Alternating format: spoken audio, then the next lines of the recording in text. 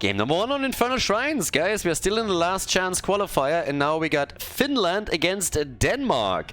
So I already went over this a little bit. The Russian team had to withdraw from the tournament. Again, they were in communication with us from the beginning, so absolutely no hard feelings. They said it might be problematic for some of their players to get a visa. It turned out that that was actually the case. One, at least, I think Bishops and maybe somebody else had some problems with having to do military service before they are allowed to get a visa, or something along those lines that resulted in the team just saying, okay guys, if we can't come with them, we are not coming to the event, we would like to withdraw.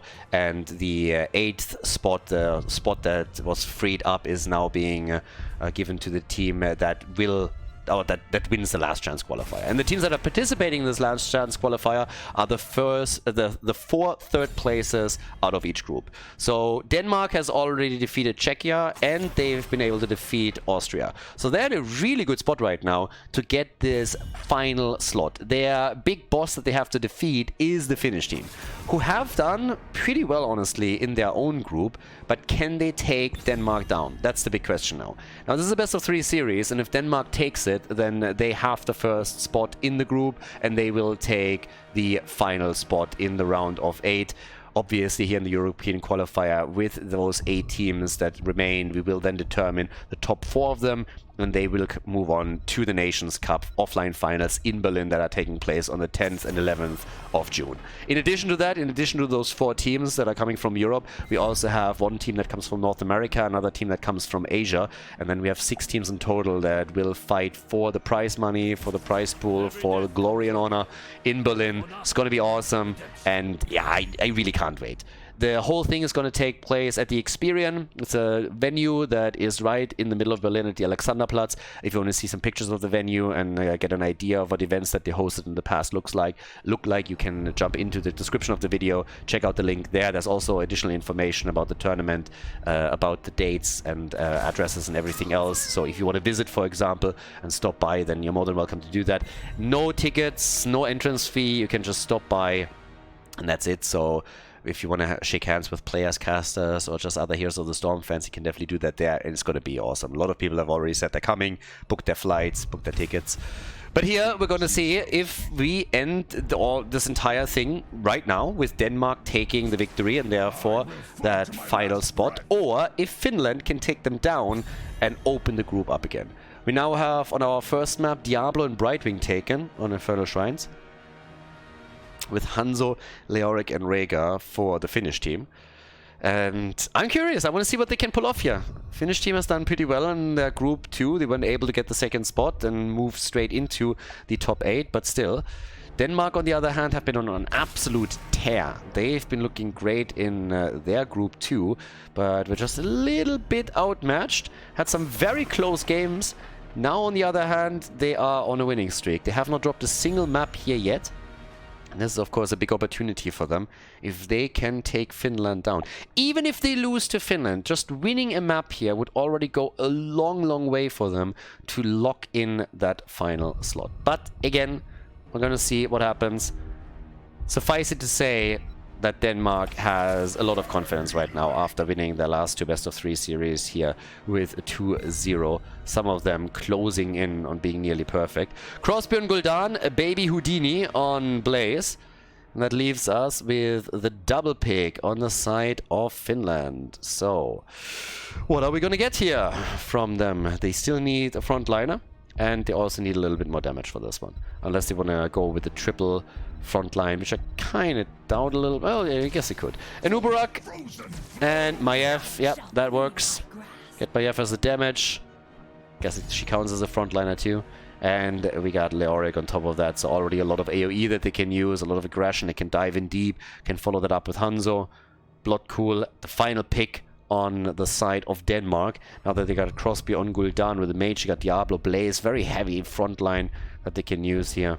But they still need a bit more of a punch on Infernal Shrines, the first map. And it's going to be Sylvanas for them. So if they get the Punisher, a lot of push power as well. Yeah, and here we go. Game number 1. Finland against Denmark, ladies and gentlemen. Let's see what they can pull off right now. Can the Danes take the lead again? Or are the Finns now going to show them how it's done? Let's find out. Game number 1, Finland against Denmark. Folke for Finland on Nuburak. We have Suri on Hanzo, Patskud, Leoric, MXD on Maiev, and Vexu is playing Rega. On the right side, the Danish team with a lot of momentum coming into this series. They play Diablo with Chinatown. We got Soy Boy, aka Chiaseka on Brightwing, Baby Houdini with Blaze, Crosby on Gul'dan, and Bloodcool is playing Sylvanas. Okay, time to shine. Let's see what we're gonna get here. A little bit of top lane pressure already being executed as Sylvanas is trying to get into a good position to do some work here at least. And well, at the same time, having at the bottom of the map a bit of an interrupt squad as Diablo is hoping for someone to fall into the trap here. But Leo is already at the top. Sylvanas is still hiding, still hoping to get some extra damage in on the structures for free. So let's see if they can do that. Everybody's playing this very, very passive right now, and it's all because of Sylvana, since they are aware that very likely she's going to try and do some structural damage. After she finally showed her hand topside, Rega immediately rotates up to help out Leoric so that they can't get too much free damage in. And they're already doing some work here against Sylvanas herself, forcing Brightwing to appear and help out with it. So yeah, nicely done. Down to the bottom of the map in the meantime. The party continues as well. We still have a Nuburak retreating right now. Also, when it comes to the talents, Pursuit of Flame on level 1, going to try and get a couple of additional hits in on that with the Fell Flame later on. But the first kill has happened. Maiev is down, up at the top. Maiev gone, and that means that we now have first blood for the Danish team once again. And obviously, with them getting the kill at the top and everybody rotating up to help out there, we're now having at the same time also, down at the bottom of the map, a little bit more freedom for Gul'dan that he immediately used. So they're trying to get even more as a follow-up. We weren't really able to make that happen. But yeah, a few more hits coming. Already moving in again on the camps after the 1 minute mark. Blue team not too impressed just yet, but obviously not really great if you're losing the first hero in the game. And with a bit of a lead and experience that we're now looking at for Denmark, they are probably quite happy to pull ahead on Talons in just another second. For Gul'dan, if Crosby is able to get the stacks together, that would be pretty sweet, but yeah. So, all the way up at the top, already Baby Houdini and Patsku running out of mana a little bit. We have actually Ghastly Reach after the Consume Vitality for the Auric. Helps him definitely with the extra range on the shrine, so it's going to help him with the AoE here. Will obviously also result in adjustments on the 13 and 16, going old school apparently, as it seems. At least I would be surprised if he doesn't do that, if you already have the extended range. I mean, why wouldn't you, right? Yeah, it's more out for you. But yeah, first objective already announced. Pretty tame opening, honestly. Outside of the Maiev kill, we haven't really seen a whole lot of aggression from the teams here thus far. Everybody is just setting up for the next one. The Finns obviously were able to also watch the performance of the Danish team in the last 2 matches, so they have a bit of an idea of what they're facing up against. All of the teams were able to do research through the replays, and the matches have been played out in the group stage beforehand. But always doesn't hurt to get some additional data on your opponent. But let's see who's going to take the first one. Because right now, we have still both of them on level 6. Nobody's really taking a big lead on level 7. But very, very intrigued. Double hit at the bottom of the map with Sylvanas and Blaze. So they're giving up a bit of position at the top here. Blue team trying to get the experience quickly. And Maiev is always trying to force that kill. Force that tether, force that kill, and then coming swinging. And I'm just asking myself if they are rotating up. No, they're actually not. They're giving this up. They're totally willing to give up the shrine and instead go for damage with Sylvanas pushing out the bot lane. Now, they already called, of course, that Maiev is coming, so they have to retreat here. Brightwing is taking over at the shrine, but just look at the damage that's been done down here. They got the entire gate and they got the first tower. At the same time, they had the earlier level 7. They can already start to attack at the top a bit, and it seems like they're thinking about now also controlling the minions on the shrine. So Maiev has to run around here, gets quickly attacked, dodges the stun, still being body blocked, and that's another kill on Maiev. She's gone, taken down, and as they're fighting at the top, they at least get the counter kill on Brightwing, and they're dropping Diablo. But it still doesn't change the fact that we now have Sylvanas down at the bottom of the map, being heavily aggressive on that fort. And the only reason why you get the objective is in the first place is that you're hoping to do structural damage. So they're doing this already without the Punisher. They just need to do enough damage to compensate for the losses they're going to take if Finland claims the Punisher. And it seems like this is going to be more or less inevitable. I mean, look how quickly Sylvanas takes this one down. And on top of that, Blaze has attacked the mid lane and has taken the gate down and nearly destroyed the first tower here too. So overall, this is a win for Denmark. Unless the Finnish team is doing just a stellar job with the top lane Punisher. But now, a noob gets the shield and the heal. Yeah, close call, bro. That was still a very, very close call. So they go for the bait over the wall, no problem here. And now it's just a question of how quickly can they take this one down. Yeah, Khaldor gonna be careful. Goes for a little bit of sucky against the Punisher and is gonna try and drain him down. But this doesn't look like they're gonna be able to do too much. Instead, we're actually gonna see a kill. Hanzo destroyed. 3 kills to 2, early level 10. And yeah, just compare the structural damage that has been done by the two teams and you know who got the better end of this one. Top side, the entire wall is gone. Well, most of it. Down at the bottom of it, not only was the wall destroyed, but they also nearly destroyed the fort. And here in the middle, the wall is more or less taken too. So, as you can see, despite the fact that they're very close in kills and experience, the Danish team has taken a bit of a lead on structures. Going for the cocoon to steal the camp, I like it. Volker, not even hesitating, doesn't give a fuck. Just comes in and says like, you know what, I don't care. I'm just gonna take this. So, can they get the kills? That's the bigger question. Where's the arrow when you need it? Hanzo doesn't need it and is able to move away. They still got to deal with the camp here. But yeah, both of the teams just doing their best to be a little bit slow and sneaky over here. We have still Sylvanas as a bit of an X-factor, and they've already proven that they're totally willing to set her on a side lane mission. It's not going to be possible anymore as the game continues. Once that we're having those Punishers starting to scale a little bit and be stronger, it's a different story. Nice barbecue attempt here too, but I'm not sure if that was enough. Nice Horrify! Well, with that it definitely was enough. They should get the kill, and they do. That's the 3rd time that Maiev dies. 3 times that she was destroyed here. Perfect Horrify by Crosby. Those old HGC skills coming out and showing again. And that allows them, of course, to go for the bottom fort. Without Maiev there, and Anupurak and a lot of others not even having access to their ults again, this is obviously going to be the first structure that gets destroyed. So yeah, job nicely done. Very well played. And they're immediately moving into the middle to follow up on it and get some damage in on the second keep, which they will, even if it's only from the camp itself. Taking the wall down, denying vision, hitting all the corners, all the stops right now. I like it. Another tether here. Dibble should be fine, especially if they're continuing through the choke point, because, well, Khaldor is going to like that one. Quest is already completed, big damage from him. Crosby is really liking these fights. He's like, yeah, one choke point battle after another. Give me more, please. He's at 23,000 damage and easily top damage in the game at this point. Chased by Leoric, by the way, who, of course, got a whole bunch of good drains through during these fights that we saw so far. But this is really a nice one here for Khaldor. Quest completed. And if these positions continue to happen, then Crosby is eventually going to absolutely murder them. If anything, I'm a bit more surprised that we didn't see another Horrify. I don't think the cooldown was ready at the beginning. But yeah, he split them off real nicely early on. So, bit ahead in experience, definitely ahead in structures. Next objective popping up, both teams going for the Shaman camp and gonna do their play there. But yep, Khaldor is ready. And, well, we got another quick hit here in the middle. As actually, they are starting to try and chase down Brightwing. The disc is out.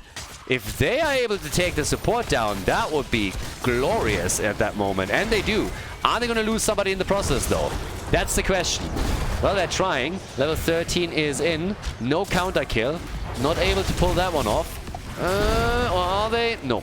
And Blaze is already on the point. So the blue team is now just trying to respond in kind with pressure on objectives instead of just going for the shrine itself. So it's a little bit awkward here because they're pulling all the ults out. Finland is really aggressively trying to take that fort down. And it's completely shut down by Diablo going for the lightning breath, and Blaze wasn't even here. This was a 5 versus 3, and they pretty much lost it.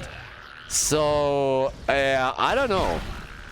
This is getting a little bit awkward. They might get a kill on Diablo here. Even that doesn't happen. And now they're about to lose a hero. Like, what? Blaze is leaving it and claims the last one. So, yeah, that's not... I'm honestly a little bit confused here. Finland was aggressively trying to take that top fort. Didn't manage to do it. Tried to chase additional kills as the opponent took the Mortar Punisher. Now the fight continues. Punisher moves through the bot lane where it's going to go for the keep. They are about to lose heroes topside if they're not paying attention. And Finland is just looking a bit off the reservation here. I mean, what are they going to do here in the long run? Now, first of all, this is doing damage, even though it's only the second Punisher. It's fully ignored. Nobody deals with this at all. And in the meantime, we have the mid lane attack happening, but there's only 4 heroes of Denmark that are pushing in the first place. Blaze hasn't been with the team for a long time. He's been sitting at the bottom of the map, going for the objective, then he moved topside, is pushing some structures down here. As Anubarak splits off to deal with the bottom of the map and at least save some hit points on the keep, the rest of the team has now nearly destroyed the fort in the middle, and Blaze is still playing it out at the top. This is a weird one. This is a really weird one. Way more damage down here than I expected also. So this keep is not gonna fall, I guess, but it's gonna take an enormous amount of damage. And with the next minion wave, it's gonna eat even more. Arrow is out, so is the Cocoon. Fort is gone. What is this game? All over the place right now. This is a little bit bonkers. It's like very... strategically, there's a lot of weird stuff happening. Brightwing, talking about weird shit, is nearly dying, but instead it's Anubarak who gets the mace to the face. Diablo is occupying everybody in the back line, so both of the frontliners fall since Leo couldn't hack it either. So he's dead too. 6 kills to 3, level 16 talents on the board. More synergy for Gul'dan and Crosby with the Rampant Hellfire. And an exposed keep at the bottom that Blaze immediately started to push again. As Sylvanas just says, you know what, boys, I'm going to go up to the top. And I'm going to take another couple of structures down here together with Crosby and the rest of them. It's wild. Absolutely wild. Finland is just losing ground here. They were trying to emulate, I guess, what Denmark did around the first objective, of around the first shrine, and it didn't really work. So here we are. Fort is gone. That's the third one that got destroyed. Not a single structure has been lost by the Danish team yet. And I gotta say it again. The Danes have won 4 maps in a row. They are leading heavily in this group now to lock in that last slot. So there's a big opportunity for them to, to join the round of 8. And it's gonna be more than a little bit interesting because Finland, they have to step it up now. But they have level 16, so that's the good news. They have level 16. They're trying for the kill here. They're really trigger happy with their ults, by the way. There's no saving ults for the next game or anything like that. No. Cooldown's ready, let's go. That's pretty much the strategy here. But they're losing Anubarak again. Even with Diablo being low and maybe destroyed, that's already a blow to them. Leo again survives. Some of these saves are crazy, but Maiev is having a tough time. The red team is dealing well with her, and she now died for the 4th time, which means half the deaths on Team Finland are from Maiev. Now Leo is back to nearly full HP with those heals. And the tap on the fountain. Diablo, if once again, no fucks given, just straight back lane. No hit points, I don't care, let's go, boys. Just ham. But they lost the keep, so yeah, while it is kind of fun and very entertaining to see them go YOLO all the day, it is still not working for them since they're losing more and more ground as this continues. I have no idea why he's trying to force a fight here. Why are you going for the Entomb, bro? Like, why are you trying to force this? It's a 5 versus 4 in the first place. You don't have Maiev with you. Why would you force them into a fight? They're happy to take that battle. They're more than happy to take that. They're going for it. So, yeah, it's kind of questionable decision making. Now, they go for a camp while the red team goes for the objective. 1 keep is already gone. 9 kills, 2-3. And yeah, this is pretty much the only real battle that they're gonna get, I suppose, because after this level 20 will be ready for Denmark. So what are we gonna get here? There's the next hit coming in. Yeah, quick approach. Focus trying at the top. This time the Horrifier is out as the Entomb connects. Arrow missed completely. Attempted as a follow-up on the Entomb, and that was denied.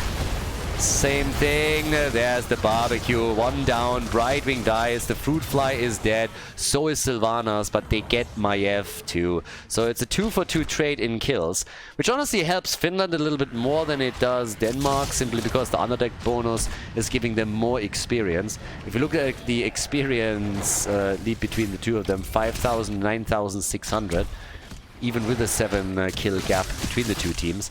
But the red team is obviously trying to buy some time here. They have 39 of those minions. They're going to wait until the heroes are back at least a little bit. They can at any point move in and get the final one, but they're going to wait for the blue team to do a little bit more. Yeah, Baby Houdini comes in and takes it now. There was no rush on there, and they want level 20 for the push. So you want to delay this just slightly. Catapults are moving in through the bottom of the map already. Don't think they're going to be a massive obstacle for the blue team yet, but as time continues, these bad boys are of course going to stale more and more and will be a bigger issue. Right now it's just all about level 20 attack. Sylvanas isn't here yet. That's a bit of a problem for them, but she is going to join them eventually. As the attacks continue, the wall is already gone, and guess what? That keep is likely not going to make it. Well, maybe, but it's going to be close. Sylvanas on her way. Punisher jumps in again, and those arcane sentries are, of course, doing an enormous amount of damage. So it's not dropping right away, but they can still poke it out, especially with Sylvanas now saying hello. They should be able to take it after all. So another arrow comes out. There's the barbecue. Ancestral on Rhaegar. And Nubarak is also alive, but it still costs them the keep. That's the second one that got destroyed. So the only structure outside of the core that they're still holding on to is the top side keep. And I mean, yeah, with level 20, if they can get a kill or two at any point, they will make a move for game and take the lead in the series here. For Finland to turn this around, they would have to go deep now. They would have to go for a nearly perfect team fight and really bring it to them. Which isn't impossible, by the way, but so far we've just not had a lot of indications that with the composition that they're running right now, they're going to be able to pull that one off. They have a lot of tools to just isolate heroes. I mean, you got a cocoon, you got a disc, so you can really try and take 1-2 heroes out of the fight before you start it up here. In addition to that, you have also Leoric. Once level 20 hits, they might just be able to get something done because you can upgrade your Entomb. Maybe that's the thing. But Maiev gets already attacked here. Disc is out and didn't connect with anything. And Nubarak gets chased and likely killed. Yes, he falls. Leo with the Entomb before level 20 is ready for them. And they're just falling apart here. That's a kill on a Nubarak. They're chasing even further. If they get another kill, like somehow here, then it's just lights out. And even without it, they might be able to end it. As Catapults pushing in from the middle and the bot lane, you have camps, of course, accompanying them too.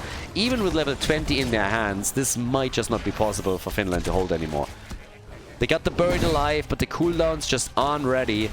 The shield is taking damage, and they can't move out too far or they will be attacked right away. Diablo gets disked, arrow into the back line, but without a Nubarak, I'm not so sure that they can do anything here. The Horrifier was once again great. Crosby still got it. They take Hanzo down, and now the core is not only losing hit points, but also the rest of the team is starting to struggle. And Nubarak is back in 10, but Rhaegar is about to get murdered. Diablo coming in and just wrecking him. And this will be game number 1.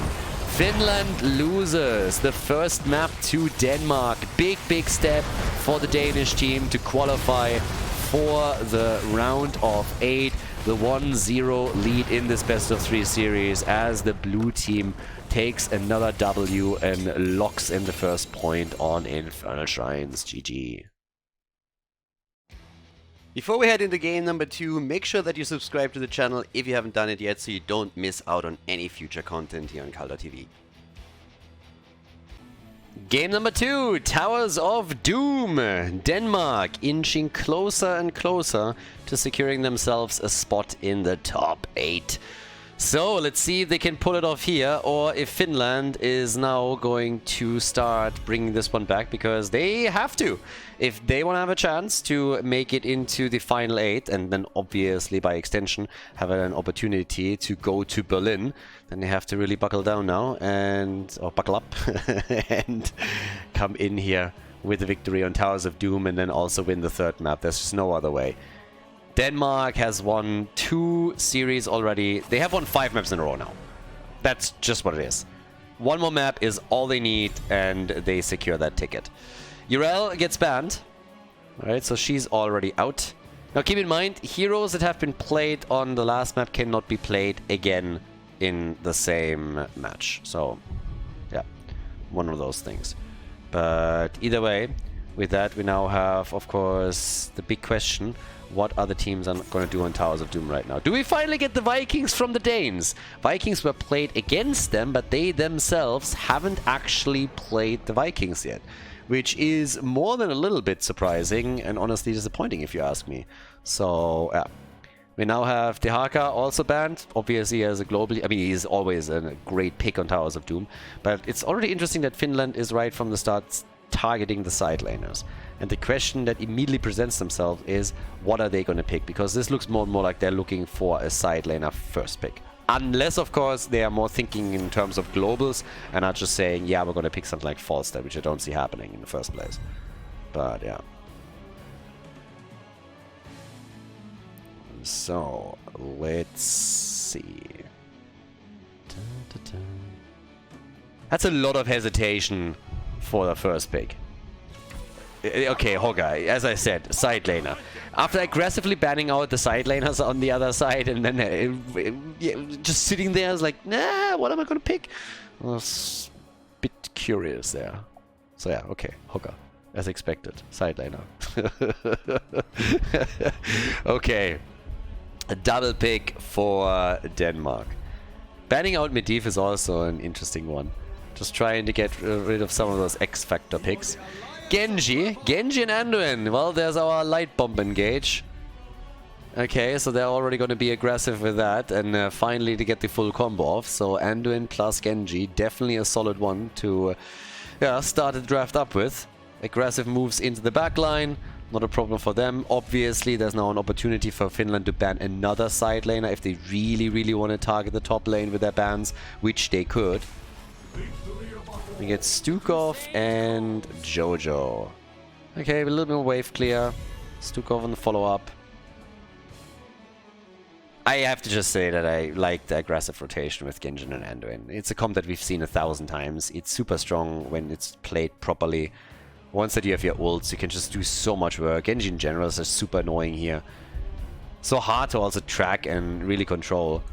And yes, Stukov can deal with that a bit with a good lurking arm, but would have to be absolutely on point on this. And now they're also banning Tracer. It just feels, looking at the heroes that they're banning all the heroes where they feel, okay, this is an X-Factor pick, this is something that could maybe throw a wrench into our plans.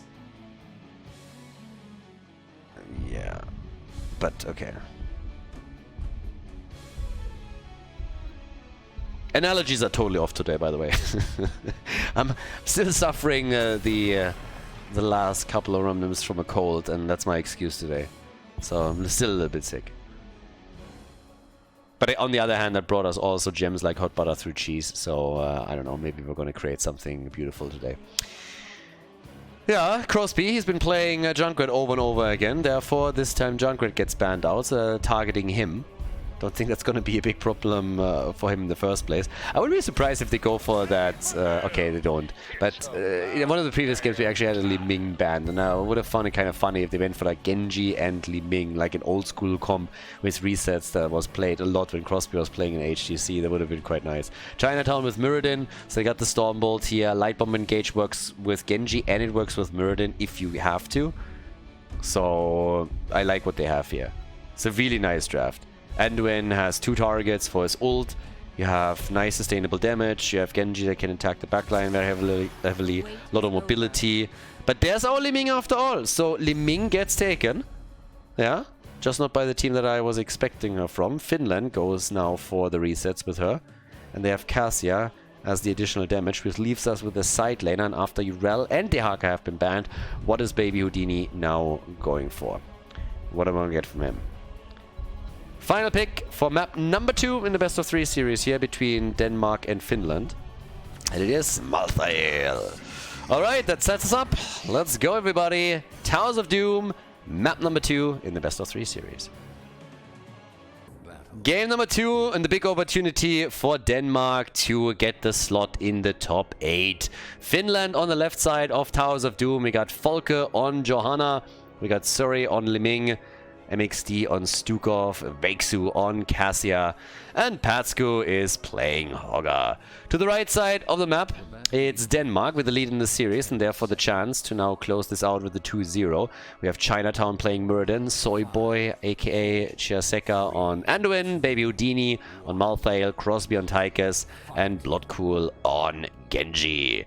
Let the show begin! Stacking for Cassia on level 1, so trying to get into that late game with proper stacks and good damage on the Lightning Fury here. We get a grenade build, we get the Fear the Reaper and the Dwarf Block on level 1. And with that, we're good to go. A little bit of setup at the bottom of the map, and well, Hogger got very quickly very dead. So he's down. First blood for the Danish team. Spray game kind of on point here. But yeah, oh, they actually locked the Stormbolt in. Nice. A good job by Folke trying to dodge out on it, but not quite happening. And now it's another kill. 2 heroes down. Well played. That is... Oh, what? Stormbolt after Stormbolt. Nicely done. So Anduin at least dies. They get a counter kill, thanks to Stukov and Liming here. But holy hell, what an opening. Right from the start, they're going for the big damage and the big aggression, and 2 kills to 1 is the result of it. So Denmark pulls ahead a little bit, but that's actually pretty cool. That's kind of funny. Especially the one in the middle was nice when they went for Hogger and they immediately got him, since the rest of the blue team was thinking, hey, let's do a bit of structural damage pot side with the help of Liming. And that didn't really work out for them. But yeah, off we go. With camps claimed by both teams. No surprises there. Stormbolt dodged by Stukov. I actually don't think that in this case he can say dodged. Missed is more like it. It's not like he saw it coming and then moved to the side or anything. But Stukov, at the end of the day, he survived, and that's all that matters for him. More stacks are now coming in for Cassia. It's obviously one of the nice things about having these fights happening all the time now, that Cassia is able to get stacks together when she doesn't die and has to go back to the Nexus. But she's sitting at 10 stacks now, which isn't really too bad. We always talk about some of the thresholds here, and at 8 minutes you want to be around 40 stacks. That's usually what you're aiming for. But she's currently sitting at 10, and the more early game skirmishes and fights you have, the better for you, because it helps you, of course, tremendously to stack into the late game. They're continuously rotating in the attempt to gank up on heroes, and we saw it happening against Hogger again at the top lane, but without any positive results there. So yeah, Hogger still alive. But I like that they're so aggressive from the start, and both teams are. Because I honestly expected a game that is a lot more passive and just a bit more timid in general. But instead we're getting one aggressive move after the next. So, another quick hit here. Chinatown still doing as much as he can, but it's all about that bottom altar, honestly. And it seems a bit like Denmark has to give this one up. Great grenade interrupt is there. Top left, top right are changed as expected, and down here, now that Murden moves in, they have to retreat. So they weren't able to get the third one for free. Instead, we're seeing Cassia fall. Yeah, good call. Chinatown has another Stormbolt in a second. Might not even need it. Zones them out. Misses the Stormbolt. Too impatient. They can't get another kill, but they just might be able to get that second altar. Teams have exchanged top left, top right as per usual agreement. And down here with another 4 shots fired, Denmark is now taking the lead on their core. Left the top lane alone a little bit. So here's another quick move against the wall that they could set up. And they did. In the middle of the map, we have Crosby pushing the lane out. 13 stacks for Cassia, still poking around at the bottom. But with level 7 talents and nearly, I would say it's a half-level lead that we're currently looking at for Denmark. The red team is already in a decent early game position.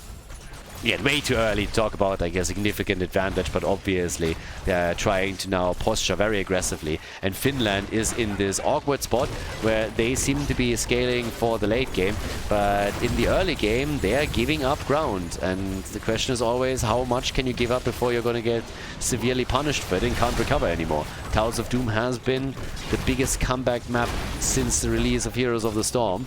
So if there is a map where in the late game you have a chance to bring it back, it's this one. Late game control is everything here. The level 7 talents will now get Calamity, but keep in mind that a lot of the comps are unleashing for Denmark at level 10, since with Light Bomb, not only Genji, but also Muradin can do a whole lot of work thanks to the mobility that he has, and he went heavy impact too. So now you have a slow to build up on it as well. And I wouldn't be shocked if he goes into the Dwarf launch too.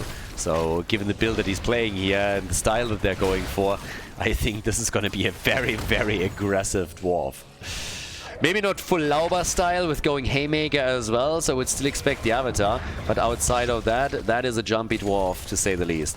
And Malthael is going for a channel, but okay, he's going to be interrupted.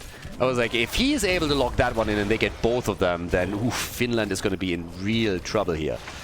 So, yeah. It's still very, very cold in Finland right now, so maybe they just needed a warm-up game. We'll see.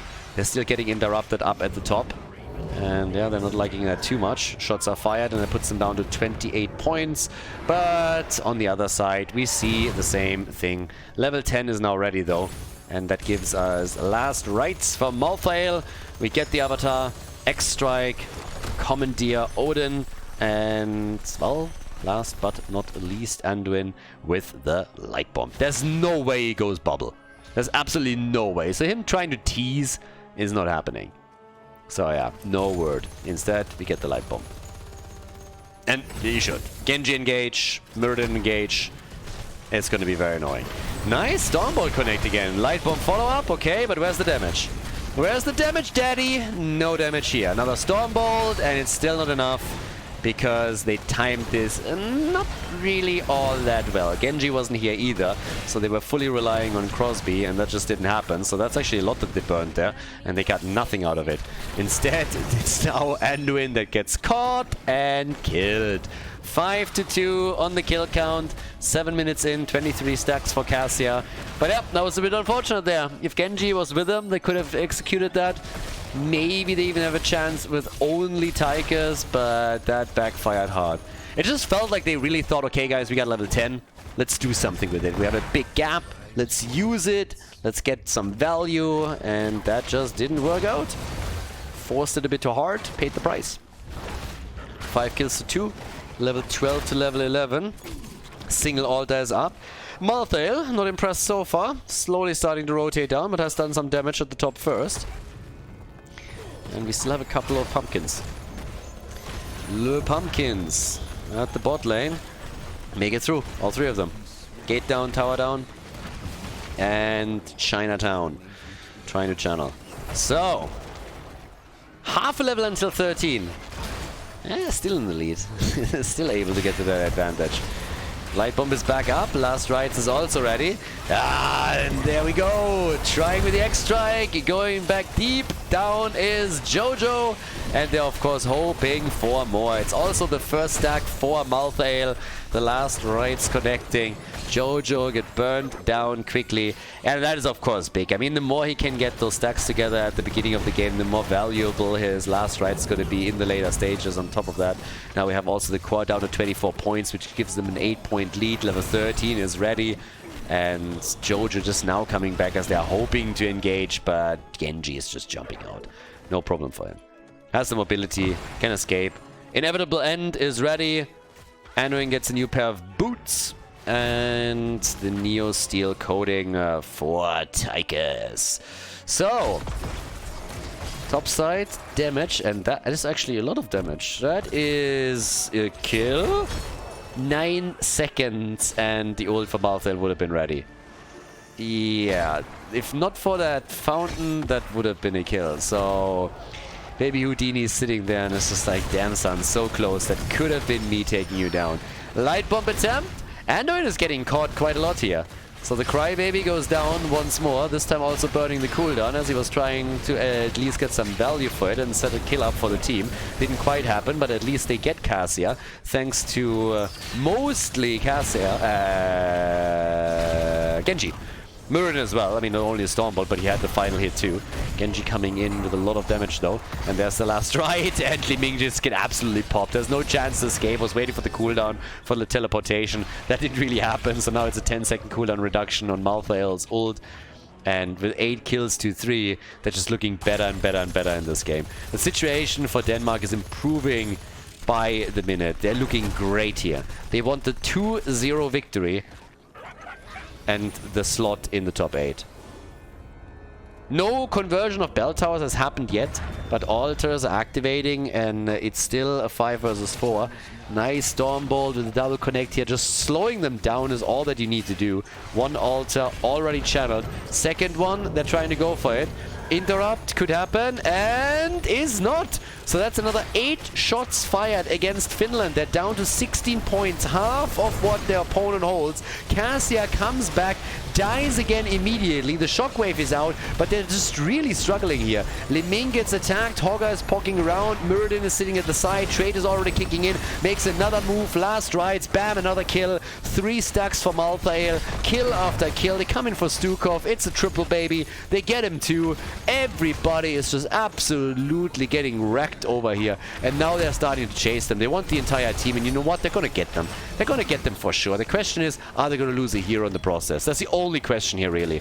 And it doesn't look like it. No, they're not losing anybody. 5-man team wipe. Everybody down. Bell tower gets now converted over. 13 kills to 3. Level 16 on the board. The extra talent 2-level gap. We got the double pull from Anduin. And it's just an absolute slapping over here. Denmark is on a tear. These guys are on an absolute roll. They are crushing it, absolutely crushing it, on their way into the top 8. They're doing what they can to make sure that there is absolutely no chance for Finland to bring this one back. They know they got it in their own hands, and this is... I mean, I do not think that Finland can bring this back. But then again, I've been wrong before, and this is Towers of Doom after all. But at the pace this is going, there's not a lot of opportunities left where Finland could do something. They're trying to trap. I am the Queen's spear. Okay, yeah, sure. Whatever you say, honey. Whatever you say. They're trying to trap at the top. They're trying to do their thing. But Anduin is already getting a 1 channel down at the bottom of the map. There's pumpkins that are moving onto the core through the bot lane. 5 shots are fired here. They know they could lose the game here. They're down to 11. This is 3 that are going to make it through. Over on the left side, they need a channel and they get at least 1. But they're going to drop down into the single ditches and they drop down hard. Bam, boom. Down to 3 points. 3 points all they have. Boss ends the game. Stukov is dead. And holy hell. Denmark. Denmark. What a great performance here by them. They are absolutely murdering it. Finland is going down in flames here. 17 kills to 3. All that the red team has to do is go for the boss, and they close out another series with a 2-0 victory and will move onwards to the final 8. Nicely done by the Danish team. So, yeah, kudos. Very impressive performance here, and I can't wait to see them in the top 8 of the European qualifier. A well-deserved victory and a well-deserved spot in the top 8 of Europe at this point in time. GG, and well played.